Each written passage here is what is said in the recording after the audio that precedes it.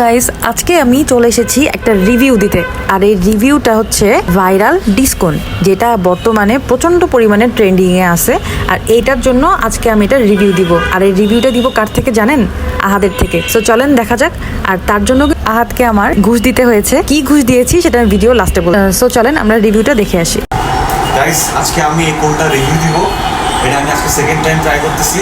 First time যখন try করছিলাম তখন আমি মনে হচ্ছিল যে আবার কবে খাবো।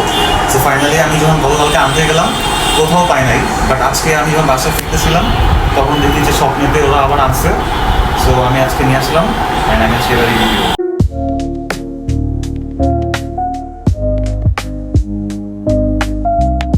সো এই আইসক্রিমটার তিনটা পোর্শন আছে। ফার্স্টের পার্টটা একটু মনে হচ্ছে হানি আর ক্যারামেলের কম্বিনেশন। সো এসে ট্রাই করি।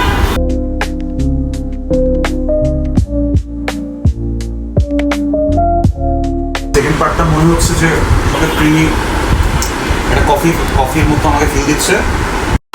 তো সেভিওর এই কোনটার যে মিডলে যে পোর্শনটা আছে এটা খাওয়ার সময় মনে হচ্ছিল যে আমি এই টাকার ভিতরে একটা মিনি লাক্সারি ডেজার্ট এনজয় করতেছি। সো কোন আইসক্রিমের যে মেইন পার্টটা ওটা হচ্ছে এই বিস্কিটস। যে আমি যখন কোন খাই তখন আমি অলওয়েজ ওয়েট করি যে কখন শেষ হবে আর লাস্টের পোর্শনটা আমি খাবো।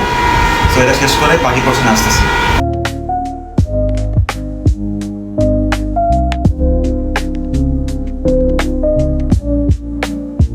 এটা হচ্ছে final part.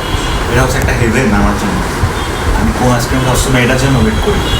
So last but not the least, এটা আমার মানে প্রথম থেকে এটা সব থেকে বেশি বেটার লাগছে। এই পার্টটা আমি এখন ট্রাই করবো।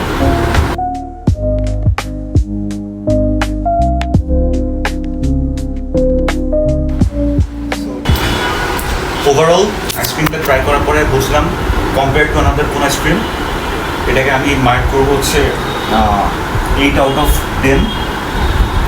আমি সবাইকে রিকমেন্ড করবো যারা আইসক্রিম লাভার এই কোনটা মাস্ট ট্রাই।